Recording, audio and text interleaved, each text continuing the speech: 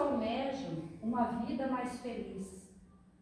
Contudo, vivem se contaminando pelas recordações tristes do passado, que teimam em não deixar para trás e, com isso, impedem a felicidade de se aproximar.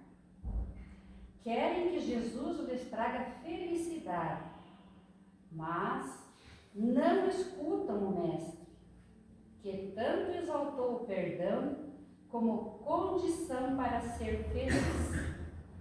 O amor é a nova coleção da nossa vida. Vamos nos vestir de coragem, alegria, bom ânimo, perdão, confiança e perseverança.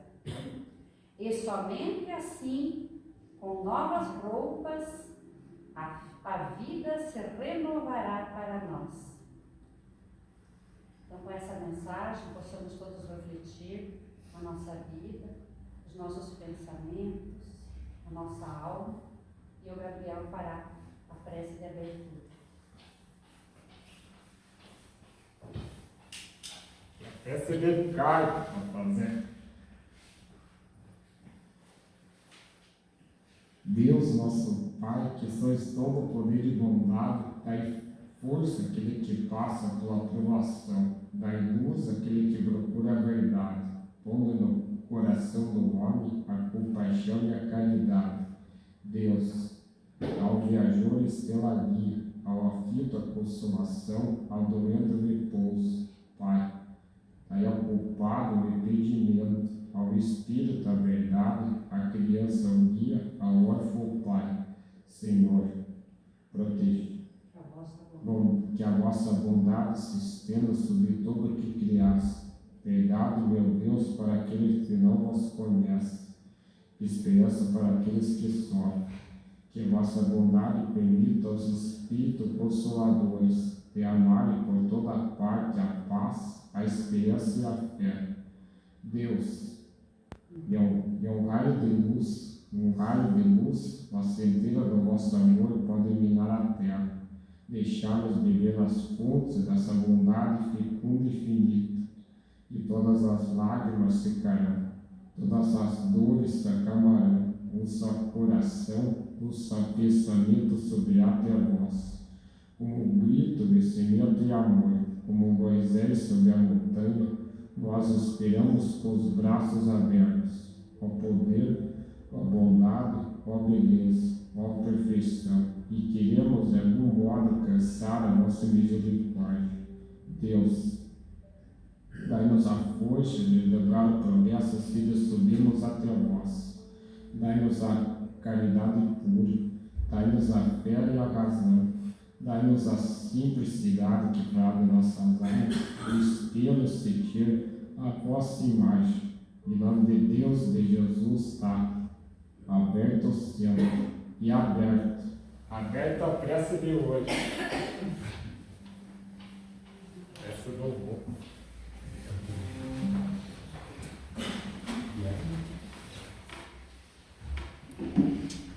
Obrigado, Gabriel. Obrigado. Boa noite.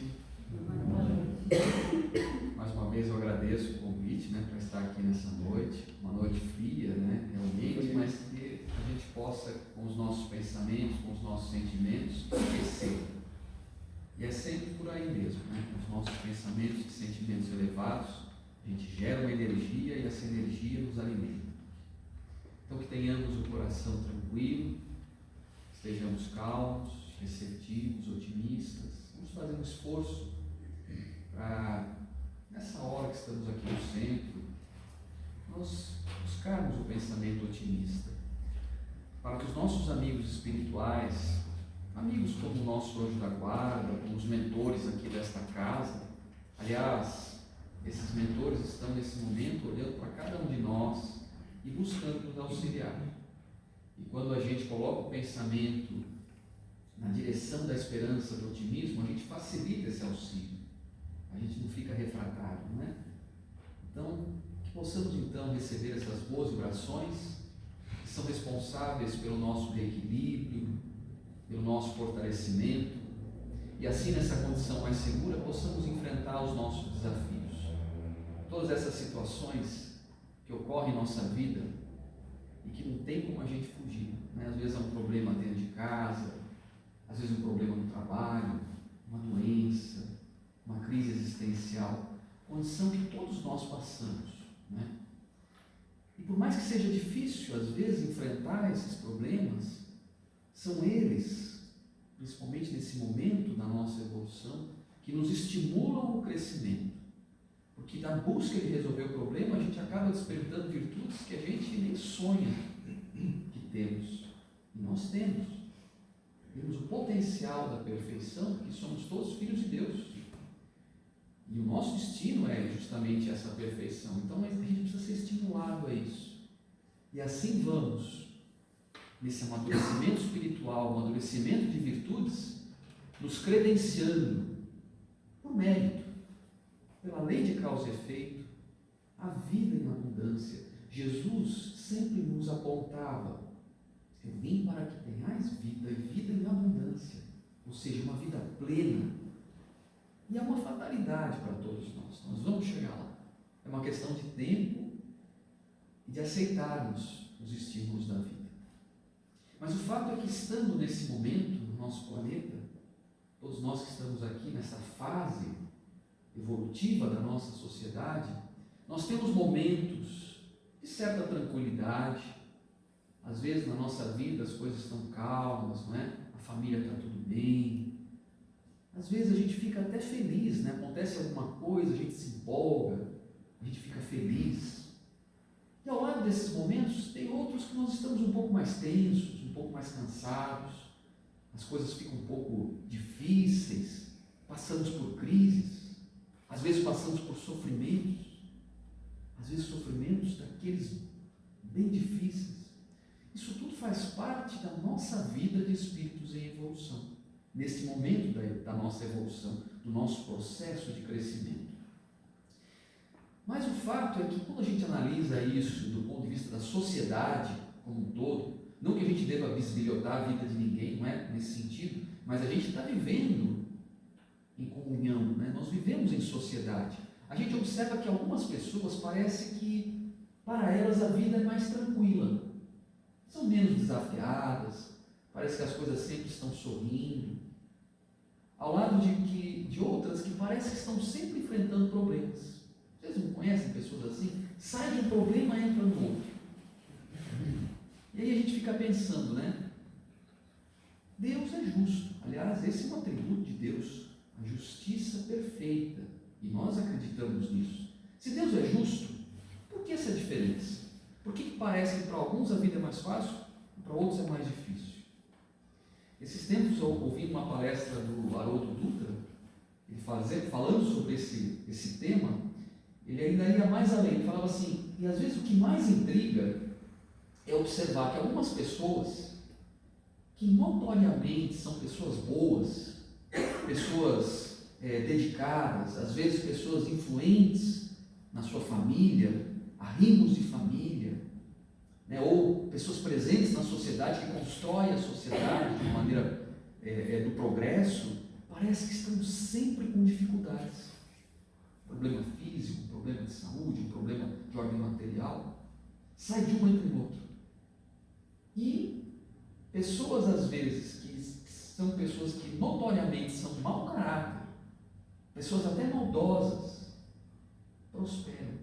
Então, onde está a lógica de tudo isso? Se há justiça divina, por que ele permite, por que Deus permite essas diferenças, não é? Então, no capítulo 5 do Evangelho segundo o Espiritismo, aliás, o capítulo 5 do Evangelho é o capítulo mais consultado. Bem-aventurados os aflitos. Por que será, né? Porque as aflições fazem parte da nossa vida. E esse é o capítulo mais consultado do Evangelho. E no capítulo 5, nos itens 4, 5 e 6, Kardec e os Espíritos Superiores nos falam das causas das aflições. Então lá Kardec nos fala que é como se tivessem duas fontes para as nossas aflições. Duas fontes distintas. Uma delas está nesta encarnação. Ou seja, é a maneira como nós estamos levando a nossa vida. É a forma como nós estamos conduzindo as nossas ações, as nossas atitudes, enfim, que está nos levando a esta aflição. Então, por exemplo, quantos de nós não é vítima da sua imprudência? Pessoa imprudente. A gente estava agora vindo de São Bento, né? Então estávamos passando na estrada. Como é importante você observar as regras de trânsito, né? Como é fundamental você seguir as regras de trânsito. As regras de trânsito existem por um motivo, justamente para que você possa passar pela estrada com segurança.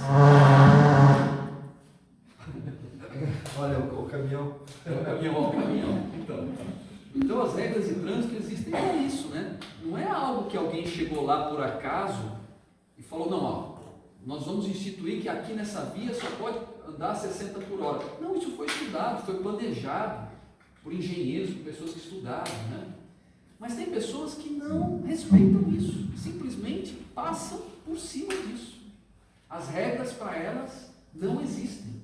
Então, se ele está a 60 km por hora, o indivíduo vai a 100, vai a 120, vai a 150. Ele não respeita, é imprudente. Se lá diz para não ultrapassar e tem um carro na frente dele, ele vai e ultrapassa, porque ele não respeita as regras. A lei diz que se você beber, você não deve dirigir, por um motivo. Quando a gente ingere bebida alcoólica, os nossos reflexos ficam retardados, a gente tem uma visão diferente das coisas. Mas a pessoa não liga para isso, ela não liga para regras. Ela bebe e vai dirigir. E faz isso várias vezes. Até que um dia ela vai fazer uma ultrapassagem, por exemplo, e encontra um carro na frente dela e ocorre um acidente. E não foi a primeira vez que ela fez isso. Porque nós temos muitas salvaguardas. Aliás, o trânsito, as estradas, de modo geral, elas são muito bem protegidas espiritualmente, para justamente evitar que ocorram os acidentes. A gente não percebe isso, mas a gente a todo momento que está dirigindo, a gente está sendo intuído para ir mais rápido, para ir mais devagar, para tomar uma direção, para tomar outra, justamente para não ocorrer os acidentes. Nós temos espíritos especializados em manter a segurança das estradas. Mas esse indivíduo, por mais que ele teve todas essas salvaguardas, ele foi, porque ele é imprudente. E chega uma hora que prevalece o quê? O livre-arbítrio. A lei de causa e efeito. E ele sofre o acidente. Culpar quem? O trânsito. O outro carro que veio, não é? É sempre assim, as pessoas, na maioria das vezes, falam, não, um carro me cortou, é o que a gente mais escuta quando ocorre um acidente. Não, foi ele mesmo. Foi a sua imprudência que levou a esse sofrimento, a essa aflição. Mas quantos de nós, por exemplo, uma outra situação, não é vítima da sua indisciplina? A disciplina, muita gente acha que a pessoa que é disciplinada é uma pessoa que vive algemada, amarrada. Então, tem pessoas que são avessas a isso. Não, eu não gosto desse jugo, né, da disciplina, porque eu quero ter liberdade. E é justamente o contrário disso. Uma pessoa disciplinada, ela é uma pessoa livre, porque tem pelo menos o controle de si, ou pelo menos em parte, né? A gente não tem o controle total de ninguém, muito menos dos outros, né? Mas quando a gente é disciplinado, a gente tem um pouco de previsibilidade da nossa vida. Então a gente tem liberdade em relação a isso. Então pense numa pessoa que não é disciplinada, ela é indisciplinada. Então ela sai do trabalho, por exemplo, né? Ela sai do trabalho, ela não projeta que amanhã vai ter que trabalhar, vai ter que acordar cedo, então ela sai para fazer uma opção de coisa, não está nem aí. Às vezes chega em casa tarde da noite. Não que a gente não deva fazer outras coisas além de trabalhar, tanto é que a gente está aqui agora, né, 8 horas da noite, com esse frio, a gente veio aqui. Isso é saudável também. Mas a pessoa, às vezes, ela chega em casa, fica se enrolando, joga as coisas em qualquer lugar, então joga a chave, joga a carteira, joga os documentos, tira as roupas, né, coloca em qualquer lugar, abre a geladeira, come qualquer coisa, de qualquer jeito, tem disciplina alimentar também, ou não sabe o que vai ter uma gastrite, né, o que vai ter um problema, porque não cuida, é indisciplinado. Aí começa a ver televisão, 10 da noite, aí se empolga com a televisão, fica vendo um filme até as 2 horas da manhã. Só que ela não pensou que no dia seguinte, 7 horas, ela tinha que dar um trabalho. Aí dorme lá, né? Desmaia. Acorda desesperada, 15 para 7. E aí o que acontece? Ela nem lembra o que ela fez, ela se arruma de qualquer jeito, se apronta de qualquer jeito, nem dá tempo de tomar café da manhã, está naquela correria, cadê a chave? Esquecemos, não sei onde eu coloquei a chave, onde é que estão meus documentos, onde é que está minha carteira? Enfim, aquele desespero. Aí sai faltando 1 minuto para as 7 e não conta que ela tem que andar 10 quilômetros até o trabalho. Resultado, chega atrasado.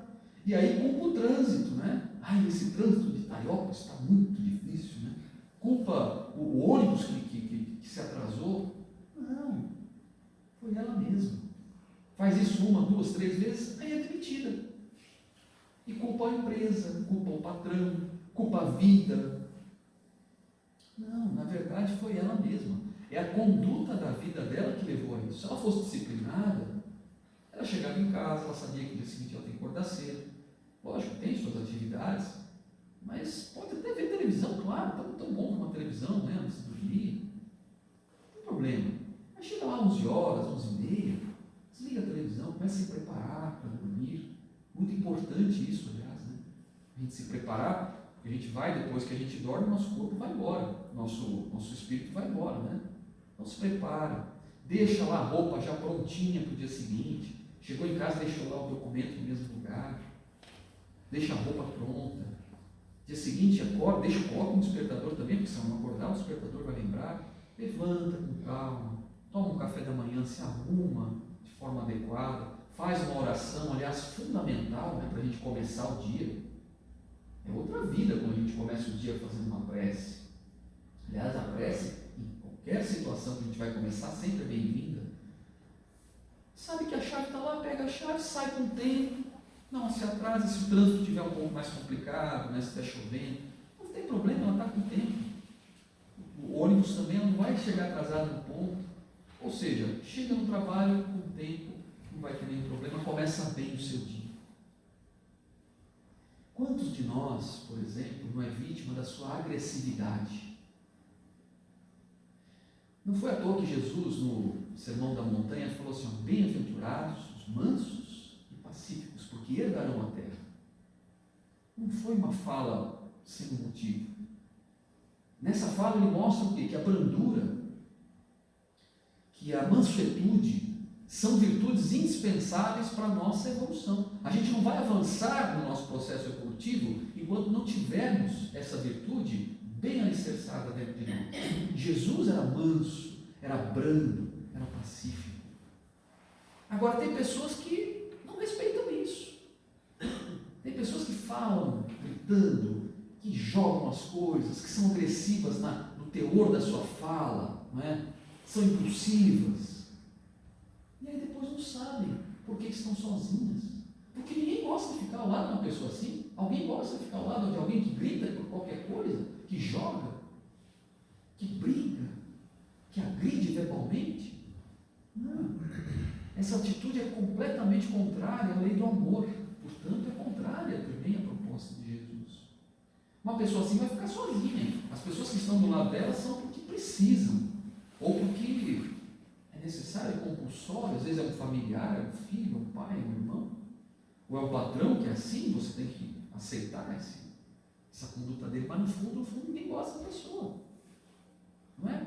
Sem falar, porque quando a pessoa grita, quando a pessoa briga, quando ela é crítica, ácida, não são só as palavras, são as energias que saem dessas palavras, né? Quando você grita com alguém, quando você é grosseiro. E essas vibrações, essas energias, elas também retroalimentam a própria pessoa que está fazendo isso, de forma deletéria. Por estar vibrando de forma deletéria, ela também capta energias de agressividade que estão por aí no ar. E como isso é contrário à lei do amor, impacta o seu corpo espiritual, o seu perispírito. E o perispírito, como está em íntimo contato com o corpo físico, administra as células do nosso corpo, vai gerar um reflexo no corpo em forma de doenças. Aí a pessoa não sabe daqui a pouco por que ela está com hipertensão, por que ela está com gastrite, né? Por que um órgão parou de funcionar? Uma célula começa a perder a função porque o perispírito está desalinhado. Começa a formar um tumorzinho, tudo por causa da agressividade. Né? E o que às vezes causa mais espanto é que a pessoa que às vezes é agressiva, ela tenta se justificar. Ela fala, não, eu sou assim mesmo, eu falo alto. Eu respondo na cara. Como se isso fosse justificar. Não, está errado, tem que mudar. Ela está causando a própria aflição. Então, poderemos ficar aqui dando exemplo de atitudes nesta própria encarnação que estão levando às nossas doenças, às nossas aflições. Mas, é por isso que Santo Agostinho, de uma forma muito inteligente, nos lembra que a gente deve todos os dias meditar na nossa vida, pensar em como nós estamos levando a nossa vida. Não é? Ele reforçava aquela proposta lá da Grécia Antiga, né? Lá no oráculo de Delfos, conheça-te a ti mesmo. E Emmanuel tem uma página no livro Religião dos Espíritos, onde ele diz assim, medita na tua aflição. Medita na tua aflição. Ou seja, nós precisamos fazer uma autocrítica, uma autoanálise, fazer assim, se olhar no espelho, sabe, fazer aquela reflexão com a gente mesmo e pensar, mas o que estou fazendo de errado na minha vida? E na maioria das vezes a gente vai ver que a conduta, a forma como nós estamos tocando a nossa vida, que está fazendo com que a gente sofra. Mas a gente tem que fazer isso com sinceridade. Porque por mais que seja estranho isso, mas tem muita gente que se sabota, se auto-sabota. Sabe, olha no espelho, mas não quer enxergar os seus defeitos, as suas dificuldades. E aí vai continuar sofrendo. Então nós precisamos ser sinceros. Fazer uma autoanálise com sinceridade. Aí nós vamos às vezes ter a opção de mudar. E vamos ver que as nossas aflições vão diminuir. Mas se você meditou na tua aflição e com sinceridade viu que você não está causando os teus sofrimentos, que os teus sofrimentos não são causados pelo aquilo que você está fazendo nessa vida, então aí é uma outra fonte da tua aflição. Uma delas está na vida atual, a outra, portanto, está nas vidas passadas. Ou seja, foi a conduta que você tomou na outra vida, em uma outra encarnação, que está hoje fazendo um reflexo nesta encarnação. Porque as reencarnações, nós sabemos também, inclusive Emmanuel fala isso, Emmanuel, mentor de Chico Xavier, né, gente? Que as nossas reencarnações são solidárias umas às outras. Ou seja, hoje nós estamos recebendo o reflexo de reencarnações passadas. É como se fosse um produto das reencarnações passadas, né? Então nós percebemos quando isso acontece, é fácil de perceber até. Exemplos: doenças congênitas, ou seja, a criança nasce com uma problemática.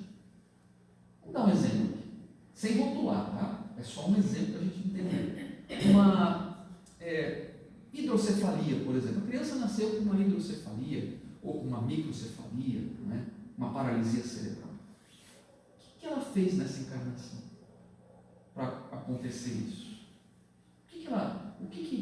Que ato ela cometeu para merecer isso? Se Deus é justo, a gente sabe que é.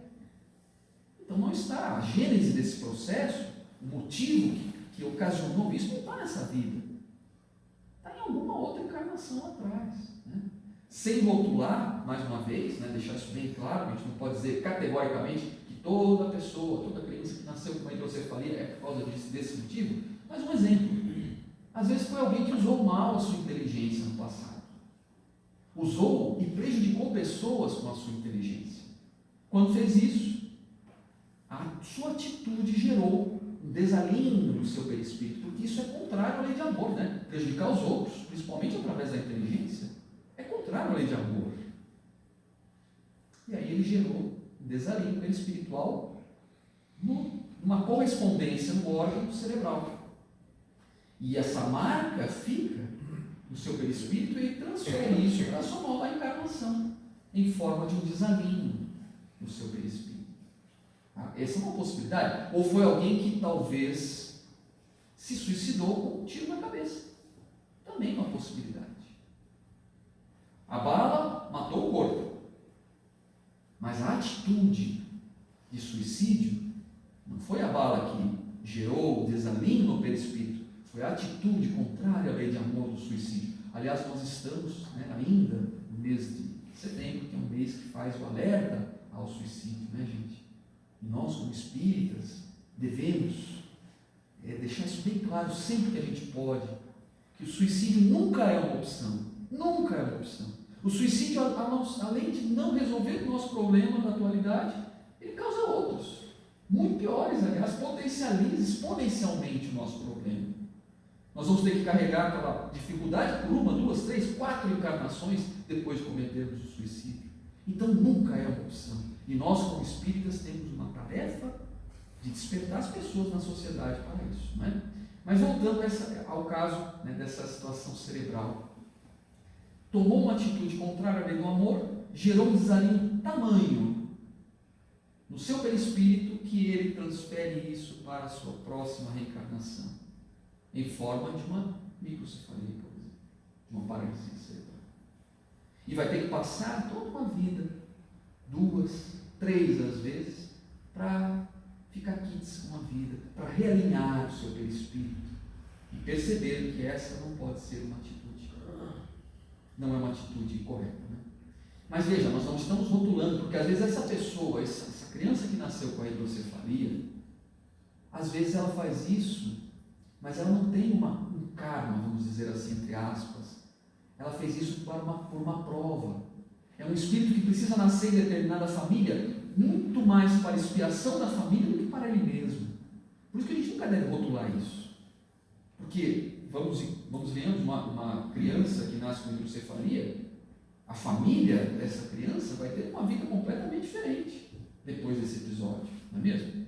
Então, às vezes, é uma prova para a família, é uma expiação para a família e não para o espírito que está com essa problemática. Mas são causas passadas, é isso que a gente tem que deixar bem claro. Né? Então, doenças congênitas. Outro motivo que a gente vê a presença do passado, flagelos naturais. Teve um episódio, 2004, se não me engano, que teve um tsunami, teve um terremoto no Oceano Índico e causou depois um tsunami que varreu a costa ali de toda aquela região da Índia, da Indonésia, né, da Tailândia, enfim, toda aquela região do Oceano Índico ali foi varrida por esse tsunami. Tinha umas ilhas que tinham aqueles, que tem até hoje, né, depois foram reconstruídos, aqueles resorts maravilhosos, né, aqueles hotéis paradisíacos. E algumas famílias estavam lá. E essas famílias foram envolvidas nesse tsunami. O que eles tinham? Que culpa eles tinham se a gente olhar a vida só por esse aspecto? De estar lá naquele lugar, naquela hora. Eles podiam prever que ia ter um tsunami? Não. Que culpa eles tiveram? Que responsabilidade eles tiveram de estar ali? Nesta encarnação, nenhuma. Mas eles foram atraídos magneticamente para aquele lugar. Não existe acaso, principalmente nessas coisas. Tem um livro, que é o livro que chama Transição Planetária. Tem 4 livros, né, de Manuel Filomeno de Miranda que fala desse momento que nós estamos vivendo. Transição Planetária é o primeiro. Depois é o Amanhecer de uma Nova Era. Depois Perturbações Espirituais, mais recentemente agora na pandemia, no rumo da regeneração, uma coisa assim. Manuel Filomeno de Miranda, Espírito, Divaldo Pereira Franco, o médico que escreveu a psicografia. E no Transição Planetária, que é o primeiro livro, fala das causas das pessoas que se encarnaram ali nessa tragédia, nesse flagelo natural. Não vamos aqui entrar em detalhes, né? Mas existe uma causa. Ninguém estava lá no lugar errado, na hora errada.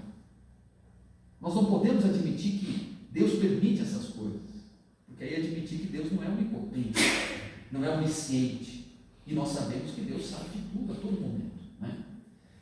Então, causas passadas, flagelos naturais. Uma outra possibilidade, por exemplo, né, a questão dos acidentes não provocados.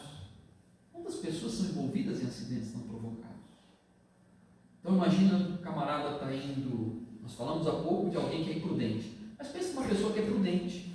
Então ela está dirigindo o seu carro, o carro está em perfeitas condições, um dia ensolarado, a estrada está ótima, ele está obedecendo às regras de trânsito, ele não bebeu nenhuma bebida alcoólica, está tudo bem, está descansado, está na sua via, e de repente um carro passa na frente dele e bate. O que que ele teve de responsabilidade nisso? Ele estava fazendo tudo certo. Nada. Nessa encarnação. Mas talvez na encarnação passada ele era aquele que estava fazendo uma imprudência e ocasionou um acidente que envolveu outras pessoas, né? Porque a gente sabe que o escândalo tem que acontecer. Às vezes essas tragédias, essas questões têm que acontecer. Mas aquele que proporciona a tragédia, o escândalo, vai ter que responder por isso. É uma lei da vida. A sociedade está se interrelacionando através dessa forma, né? Um vai auxiliando o outro no seu processo evolutivo. Então são as marcas do passado. Mas aí a gente fica pensando, por que eu não lembro, né? Seria tão mais fácil se eu lembrasse o que eu fiz no passado. Será que seria?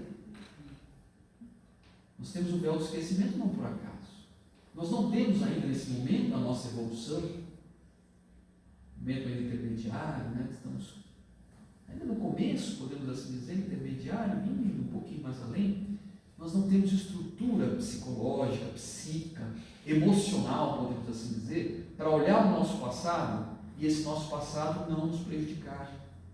Nós não podemos, nós não conseguimos. Imaginemos uma situação assim: se eu lembrasse, o esquecimento do passado é providencial, porque se eu lembrasse que no passado, por exemplo, eu fui um assassino, um criminoso, e essas marcas, essas imagens, enfim, estariam vivas na minha memória, eu ia ter uma dificuldade tremenda, isso poderia me humilhar para recomeçar uma nova reencarnação. Eu talvez até tenha às vezes um sentimento assim, mas eu não lembro. Então, o esquecimento do passado é providencial. Por exemplo, se eu tivesse sido no passado uma pessoa poderosa, uma pessoa de posses, uma pessoa que detinha muito poder, ou uma pessoa muito bela, e hoje eu sou isso aqui. Então, as lembranças do que eu era antes poderia exaltar o meu orgulho.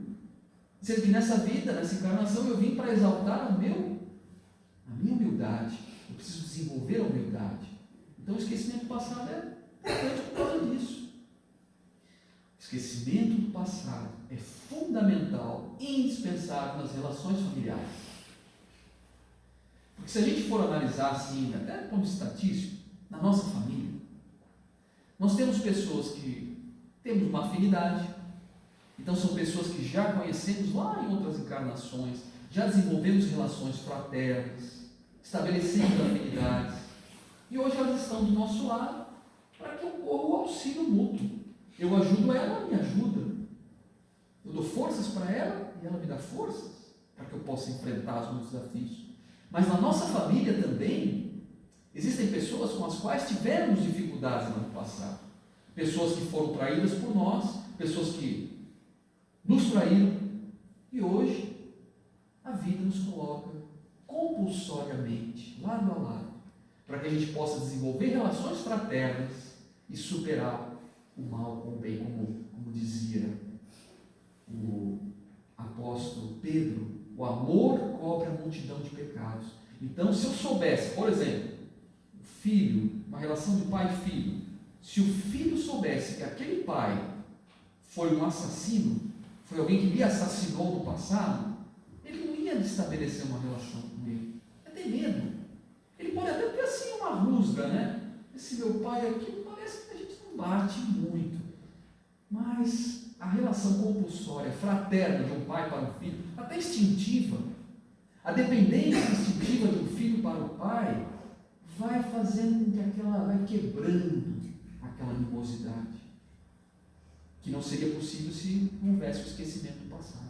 E aí depois, no futuro, quando o amor tiver sido construído também por uma relação fraternal, o amor vai cobrir o passado delituoso. Então tudo isso é fundamental, por isso que a gente não deve ficar bisbilhotando o nosso passado, né? Mas às vezes, o passado, ele emerge na nossa vida. Por exemplo, ideias inatas. Não tem aquelas ideias que a gente tem desde que a gente nasceu?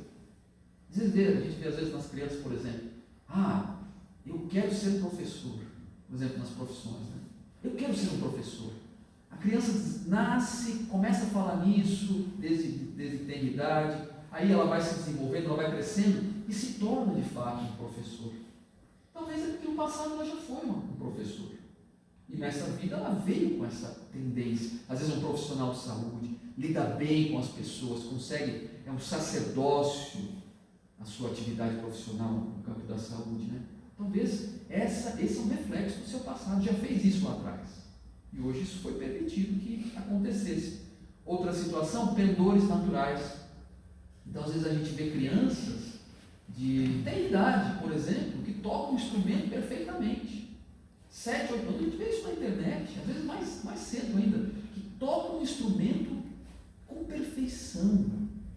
Coisas que uma pessoa comum demoraria 20 anos para construir aquela expertise, ela toca lá, às vezes de ouvido, não sabe nem ler partitura, e toca um instrumento. Né?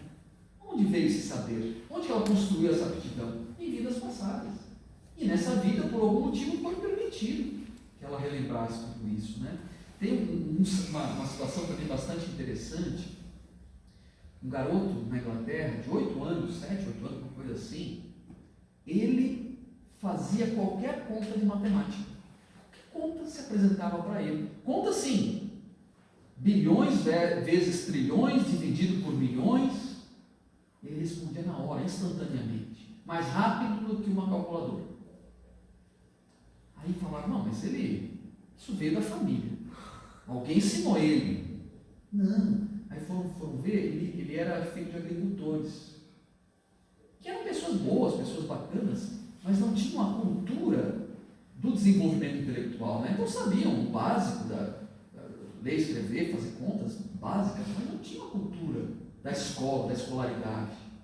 Então está na sua genética, então seus avós, seus bisavós, não, eles viviam realmente numa região da Inglaterra que era caracterizada pelo trabalho agrícola, ele não tinha essa cultura, então não tinha como ele ter trazido na sua genética esse saber foi construído em outra vida. Ele disseram que era um matemático, exímio numa outra vida, desenvolveu essa técnica. E por algum motivo veio nesta encarnação com esse saber. Né? Então a gente vê emergir isso de vez em quando, algumas antipatias, algumas simpatias também, né? Sabe aquelas situações, tem aquelas pessoas que você começa a conversar, começa a conversar, parece que você sempre conheceu ela. Em 5 minutos de conversa, uma pessoa da tua família. E outras é o contrário, né? Você fica às vezes anos ali convivendo com ela, às vezes alguém no teu trabalho, às vezes alguém no teu círculo de amizade, às vezes alguém da tua família. Por mais que você nunca tenha feito nada para ela, nunca tenha feito nada para você, mas tem dificuldades. Às vezes, isso já foi o reflexo do passado, né? Mas o passado, ele às vezes pode também emergir em casos de desdobramento. Desdobramento é quando a gente sai um pouco do nosso corpo. Então, só para fazer sentido, né? Não sei que vocês sabem tudo isso, mas só para a gente seguir um raciocínio. Nós aqui agora somos o corpo físico, esse que nós estamos nos enxergando com os olhos do corpo. Somos o nosso espírito também, que é a nossa essência, que não é a matéria. É alguma coisa, né? A gente não sabe o que é, mas não é matéria, não é isso aqui. E tem um intermediário que liga o espírito ao corpo, transmite para o corpo a vontade do espírito. Então eu estou fazendo assim com a minha mão porque o meu espírito, né? O meu espírito é estranho, mas eu espírito dou essa ordem para o meu corpo e a minha mão balança. E passa também para o espírito as sensações do corpo. Estou com a mão gelada, com frio, passa para mim o espírito. Quem faz esse intermédio, quem faz essa ligação é o perispírito, é o corpo espiritual, podemos assim dizer, né? Então, o perispírito, ele recebe essas influências, né? E quando nós estamos então em desdobramento, é quando a gente sai parcialmente do corpo. Parcialmente, se fosse totalmente, seria a desencarnação. A gente fica ligado fluidicamente ao corpo. E quando que ocorre os casos de desdobramento? No transe mediúnico. Então, nas reuniões mediúnicas, quando o médium entra em transe, o perispírito sai. O corpo fica ali. E nesses momentos, o perispírito pode vivenciar o mundo espiritual. Então, pode ter acesso ao passado, pode ver, fazer trabalhos, pode fazer atendimentos, pode ver o que está acontecendo no plano espiritual. Né? É o desprendimento. Tem um outro caso de desprendimento, que é o caso de hipnose. Algumas terapias, mais assim agora contemporâneas, né? As terapias transpessoais, terapia transpessoal, que é uma técnica de terapia, ela induz, uma forma, como se fosse uma hipnose, o indivíduo a retornar. Então ele tem uma problemática que ele vai na terapia convencional e não consegue descobrir o porquê daquele trauma, daquela situação. Nessa vida não teve nada. Aí o terapeuta vai, às vezes volta lá atrás, uma encarnação, 2, 3 encarnações lá atrás, e descobre aonde estava o problema. Né? E é uma terapia que eu particularmente faço uma ressalva, porque eu acho que é uma terapia muito difícil. E às vezes é aplicada com uma certa, sabe assim, se valoriza muito pouco isso. E é muito perigoso se você não fazer essa terapia com alguém que tem competência para isso. Pode mais prejudicar do que ajudar. Eu, particularmente, só conheço 2 pessoas que fazem isso muito bem feito. Que é o Dr. Alírio Cerqueira Filho, aliás, um espírita, psiquiatra, né, que é de ele é de Mato Grosso, não é daqui da região. E o Dr. Alberto Almeida, que também não é daqui, é lá do Pará, né? Eu, aliás, há uns anos atrás, o Dr. Alberto Almeida esteve aqui, na nossa região, esteve em Mafra e em São Bento. Eu tive a oportunidade de conversar com ele sobre isso, né? Eu falei, mas então, o senhor conhece pessoas que fazem isso aqui fora? Sinceramente, não. Não conheço ninguém aqui na região sul, pelo menos aqui, né, em Santa Catarina, né, nessa região perto de Curitiba, que faça. Então, eu faço esse alerta, né? A gente faz esse alerta para, se alguém for submeter a uma terapia transpessoal, ter muito cuidado. Bom, não que não tenham terapeutas que possam fazer isso aqui com competência, mas vamos ter cuidado, tá bom? Esse é um caso. E o outro caso é uma situação que nós fazemos todos os dias de desdobramento, que é o sono do corpo. Quando o nosso corpo dorme, quando nós vamos entrar naquele metabolismo basal que a gente fala, o espírito, esse conjunto pode se libertar parcialmente. E nessa libertação, nesse momento, ele vai aonde está o seu pensamento. Então ele vai se relacionar com o plano espiritual. Se relaciona tanto coisas boas quanto coisas ruins, né? Se engana quem acha que a gente, quando sai do corpo, vai só fazer coisa boa. Pelo contrário, a gente às vezes vai fazer muita coisa ruim. A gente vai aonde está o nosso pensamento. Por isso que, por exemplo, a gente tem que fazer uma higiene mental antes de dormir. Imagina se a gente está lá vendo televisão, filmes de ansiedade, né? Aqueles filmes que deixam você ansioso, um filme de guerra, um filme de terror. A hora que você vai dormir naquela pilha, naquela, vamos dizer assim, sintonia. E aí quando você desprende na hora do sono, você vai nesses ambientes. Então a gente tem que tomar muito cuidado, sabe? Modular o nosso pensamento numa frequência elevada, para que quando a gente durma, a gente também magneticamente vá para um ambiente elevado. Se a gente vier aqui no centro, por exemplo, às 2 horas da manhã, nesse centro, todas as instituições espíritas, você vai ver o que aqui? Nada, você vai ver escuridão, silêncio. Mas do ponto de vista espiritual, as coisas estão ocorrendo aqui freneticamente. Grupos de estudo, atendimentos, porque as pessoas também vão fazer isso na hora do sono. Então a gente tem que dar esse comando para o nosso pensamento, para o nosso sentimento, para buscar as coisas boas. Só que quando a gente volta, a gente vai se desprende, vai viver a nossa vida de espírito. Quando a gente volta para o corpo, o cérebro físico, o nosso cérebro, ele não foi junto com a gente. Então volta e aí vem os sonhos. Só que às vezes os sonhos não fazem sentido, não é? Às vezes a gente tem cada sonho sem pé e sem cabeça. Por quê? Porque o cérebro ele não registrou em detalhes aquilo que nós vivenciamos enquanto espírito, na vivência espiritual. Então às vezes não faz sentido. Por isso que sempre quando tem os sonhos, nós temos que ficar com as sensações que eles nos trazem. E não com a história. Porque às vezes a história é nítida, às vezes a história é clara. Por algum motivo a gente lembra exatamente o que a gente viveu enquanto espírito. Mas às vezes fica meio sem pé e sem cabeça. Mas a sensação que o sonho traz é o que nós devemos fixar. E os sonhos, então, portanto, eles podem ter, vamos dizer assim, 3 possibilidades. Uma delas são reflexos do nosso corpo ou do nosso pensamento. Ou seja, não é a vivência espiritual, é a nossa fisiologia e também o nosso psiquismo que levou a esse sonho. Então, por exemplo, estou preocupado com alguma coisa. Amanhã eu vou fazer uma prova fundamental para mim. Eu sonho que eu estou fazendo fazendo a prova. Eu sonho que eu fui bem na prova, ou que eu fui mal na prova. Normalmente a gente sonha que foi mal, né? Ou eu tenho que fazer assim um exame, uma coisa com uma cirurgia, eu estou preocupado com aquilo, eu sonho que a cirurgia deu tudo errado. Minha preocupação é coisa que começa aqui e termina aqui.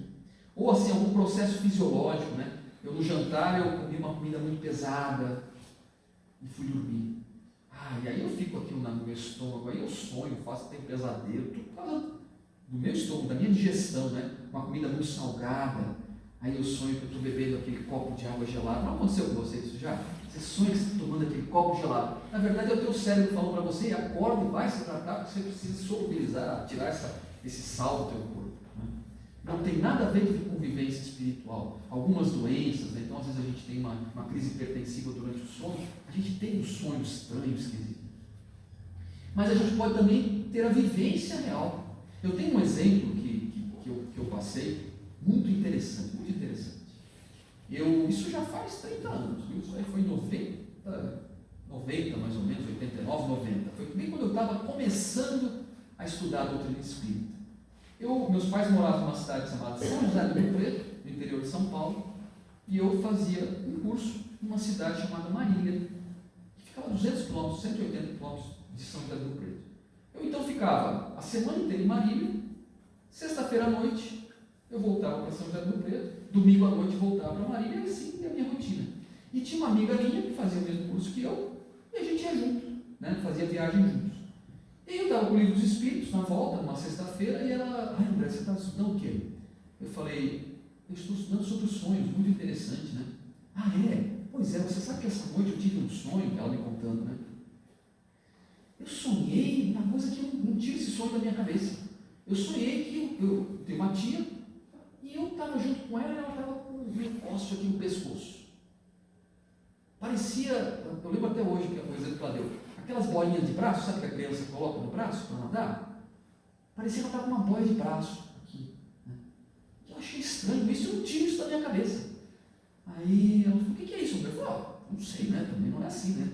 Pergunta para ela, entre em contato com ela. Não era tão fácil há 30 anos atrás. Hoje você pega o celular, você na hora você sabe. Naquela época, até telefone fixo às vezes a gente não tinha. Mas aí eu falei assim, entre em contato com ela para tirar essa dúvida. Você está com essa sensação, né? Tá bom. Sexta-feira eu fui para minha casa, domingo à noite, estava lá na rodoviária esperando o ônibus, ela chegou. Toda com os olhos arregalados, André, você não sabe o que aconteceu.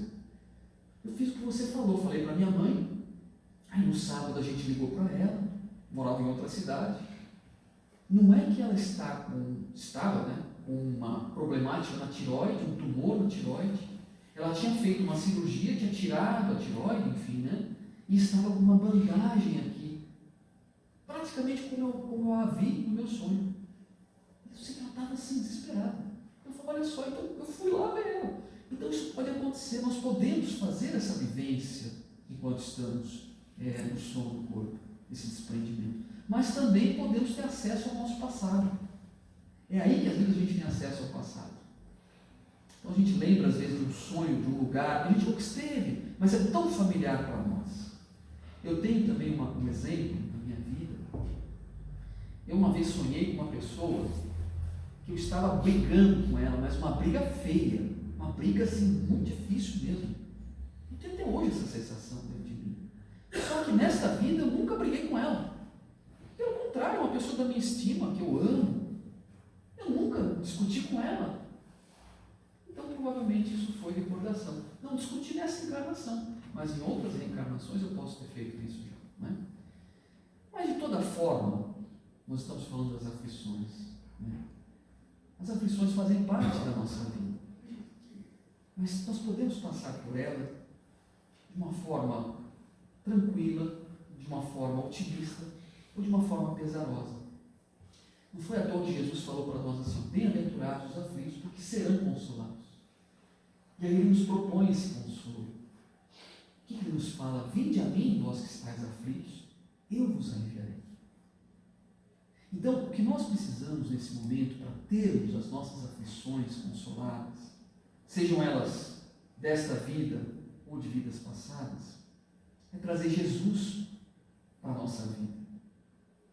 Ou seja, não é trazer Jesus crucificado, né? Desconstruir aquela ideia de Jesus crucificado.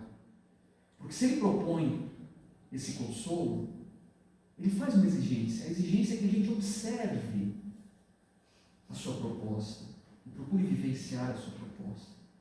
A proposta de Jesus é esse jugo leve. Quando a gente incorpora isso, ou seja, quando a gente coloca na nossa mentalidade, no nosso dia a dia, a proposta de Jesus, caridade, amor, perdão, dedicação ao próximo, confiança em Deus, ou seja, incorporar, estudar Jesus e incorporar Ele na nossa vida, nós vamos ter esse consolo. Os desafios vêm, mas a gente consegue superá-los.